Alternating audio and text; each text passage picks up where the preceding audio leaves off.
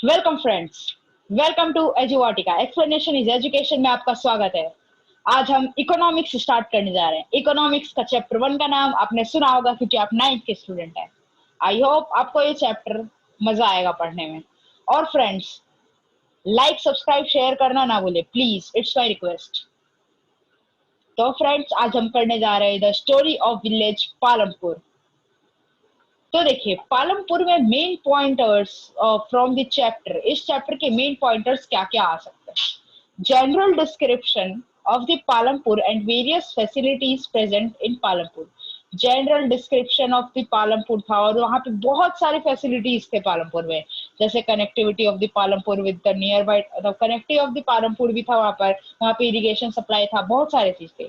Meaning of factors of the production वहां सब जानते थे। Difference between fixed and working capital हम जानेंगे। Description of the methods of the farming in Palampur भी जानेंगे। Cropping seasons, green revolution, problems of the farming in Palampur, description of labour and the capital requirement.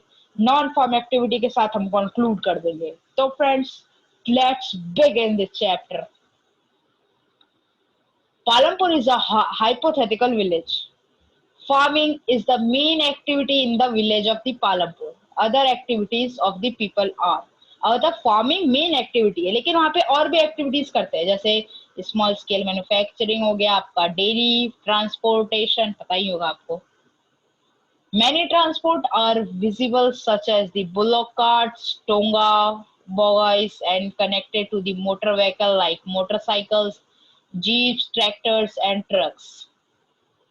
It has 450 family belonging to the several different castes. Total 450 family है, इसमें 150 Dalits है, upper caste के 80 है और जो बचे वो थे other caste. The 80 upper caste families own the majority of the land in the village. 80% जो मतलब 80 जो अपर कास्ट के फैमिली थे उन्हें इतना मतलब मेजोरिटी ऑफ लैंड उन्हीं के पास था, लेकिन काम तो वो करते थे नहीं, लैंड बस बचा के रखते थे, पता नहीं किस लिए। SCs consist of 1/3 population and they live in one of the corner of a village. तो SCs और STs जो रहते थे ना, वो पॉपुलेशन का 1/3 कवर करते थे। और जहां से विलेज स्टार्ट होता है ना, जैसे ये विलेज है और ये स्टार्टिंग पॉइंट है ना, तो इसके सारे कॉर्नर पे वो है और अंदर है एकदम हाई हाई हाई लोगों, मतलब अपर कास्ट के लोग वो अंदर रहते थे, ताकि कोई भी हमला हो ना तो पहले SC ST पे हो जाए और फिर अंदर आ नहीं पाएंगे वो लोग। ऐसा ही इन लोग को कुछ प्लान रहता था, वो सब बात की बात है। तो चलिए next slide. Most of the house have the electric connection. वहां पे बहुत हाउसेस के पास इलेक्ट्रिक कनेक्शन थी। Electricity powers and all the tube wells in the fields. और ट्यूबवेल भी थे फील्ड में, देखिए ये ट्यूबवेल होता है, आपको दिख रहा होगा ये वहां भी प्राइमरी स्कूल भी थी, वहां पे 2 प्राइमरी स्कूल थी और एक हाई स्कूल। ये प्राइमरी हेल्थ सेंटर आपको दिख रहा है, ये हो गया primary school. There is a primary health center run by the government and one private dispensary where sick are treated. एक प्राइवेट था, एक गवर्नमेंट के रिलेटेड था।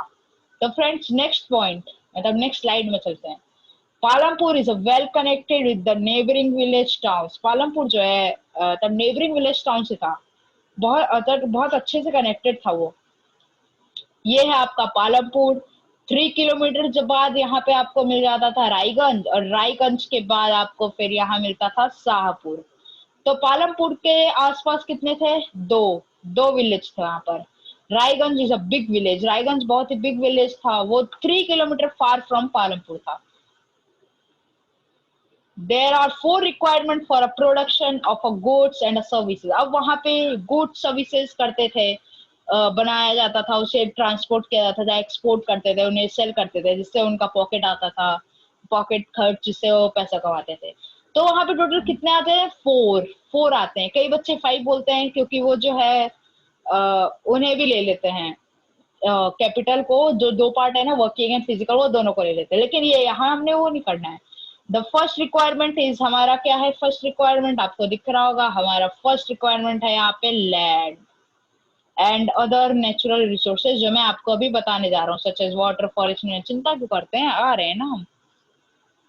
The second requirement was the labour. Second requirement क्या था? Labour. Labour भी यहाँ पे 3 टाइप के लेबर इन्हें चाहिए। एक बहुत ही हाईली स्किल्ड चाहिए जो वर्किंग जो बहुत ही हाईली फैक्ट्री के मैनेजर हो सकते हैं, वो हो सकते हैं। सेमी स्किल्ड मतलब ज्यादा भी स्किल नहीं चाहिए और बहुत ज्यादा कम अनस्किल्ड भी नहीं चाहिए।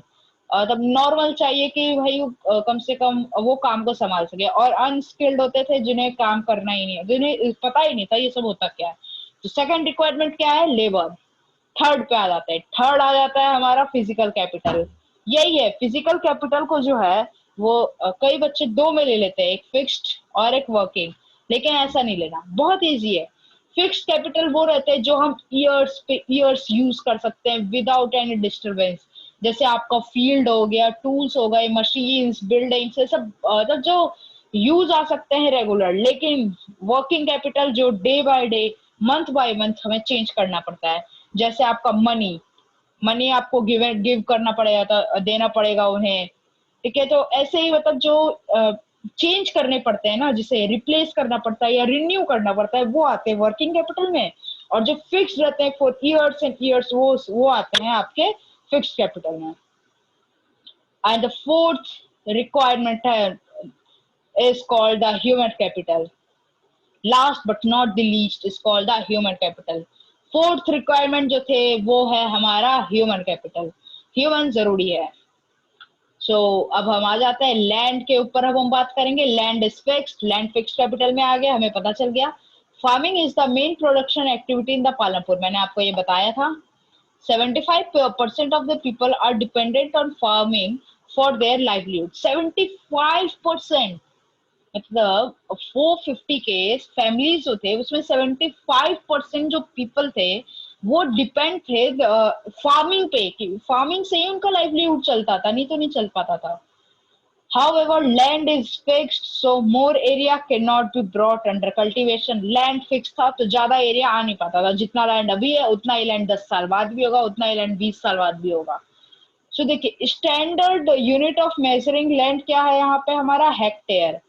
और जिन्हें लोकल टर्म्स में हम बीघा कहते हैं, गुंठा, वो सब कहते हैं, guntha.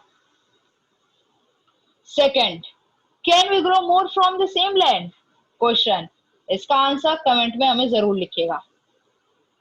All land is under cultivation, no land is left idle. हर एक एक लैंड कल्टीवेशन पे था, एक भी लैंड ऐसा नहीं था जो आइडल हो।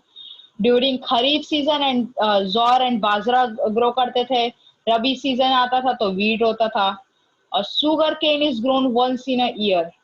सुगर क्रोन जो है एक ही बार ग्रो करते थे in the form of jaggery. Jaggery मतलब आपको नहीं पता, मैं बता रहा हूँ। जैगरी मतलब होता है हमारा गुड़, गुड़ खाते हैं, गुड़ होता है जैगरी।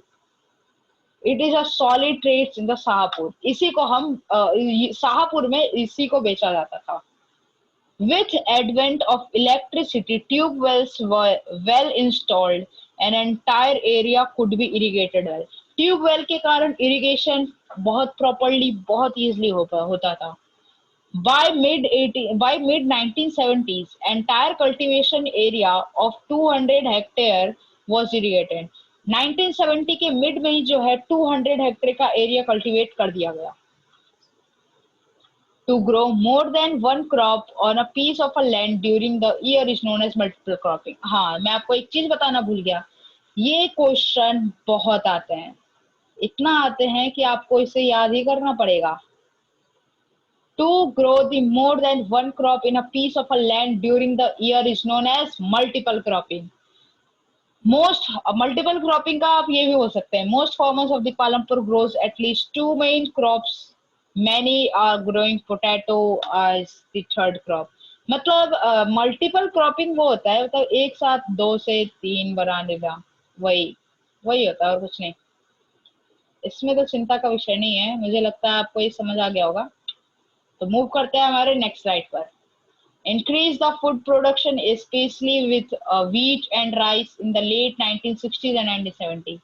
इंक्रीज हो गया फूड प्रोडक्शन में, मतलब ज्यादा इरिगेशन के कारण, ज्यादा ट्यूबवेल के होने के कारण इरिगेटेड प्रॉपरली होने लगा, जिसके कारण फूड प्रोडक्शन भी इंक्रीज हो गया व्हीट एंड राइस का लेट 1960s एंड 1970s में।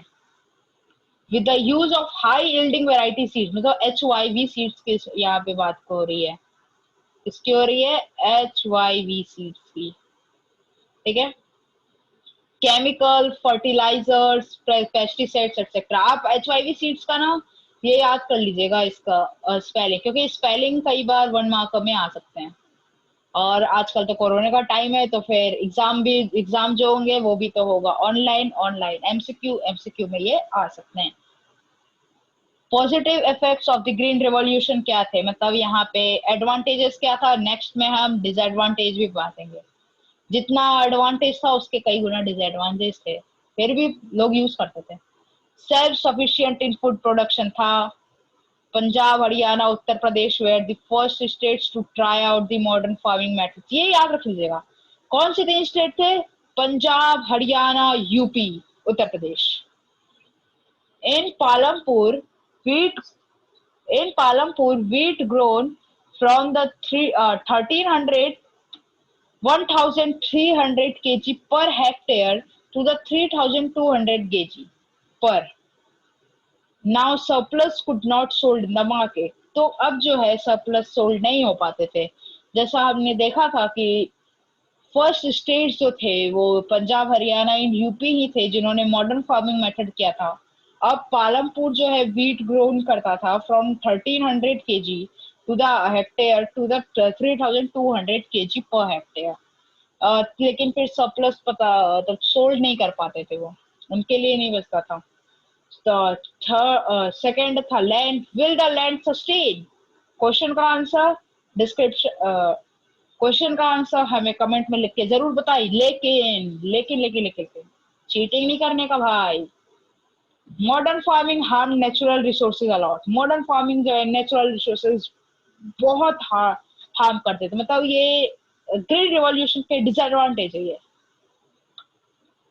Green revolution caused loss of fertility, reduced the water table below the ground, skin disease, pollution of water, rivers and lakes are slowly polluted in the soil। ये बहुत ही major था, आप इन्हें लिखिएगा। देखा मैंने आपको कहा था ना, जितना एडवांटेज नहीं है उससे कई ज्यादा डिसएडवांटेज है।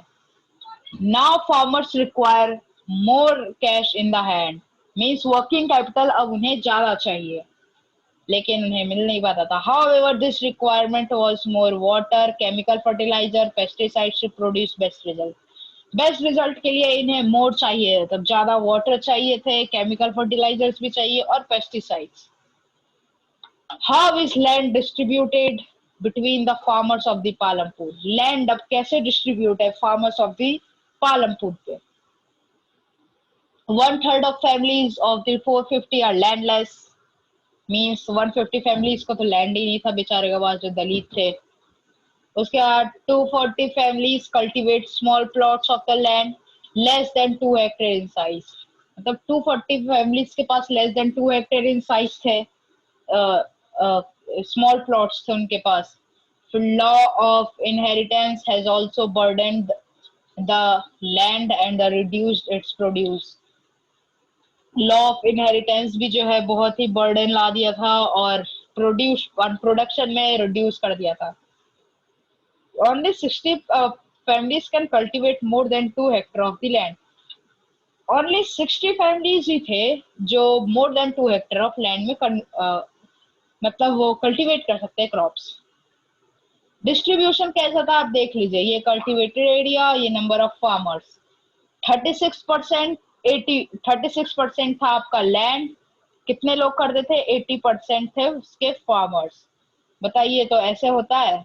जबकि देखिए ना, अभी मैं एक चीज दिखाता हूँ। वेयर एज कल्टिवेटेड एरिया जो ये वाला बच्चा है पोर्शन मीन्स 64%, राइट। 64% जो थे लैंड वो थे आपके 20% फार्मर्स के लिए। सोचिए ऐसा होता है कभी? नहीं ना, लेकिन यहाँ हो रहा है। स्मॉल फार्मर्स ग्रीन कलर में यहाँ पे डिनोटेड है, whereas medium and large farmers जो है जिनके पास मोर देन 2 हेक्टेयर है वो येलो में डिनोटेड है। Who will provide the labor? अब लेबर कौन लाएगा भाई? चलिए इसके बारे में भी जान लेते हैं। अगर आपको आंसर पता है कमेंट में जरूर लिखिएगा।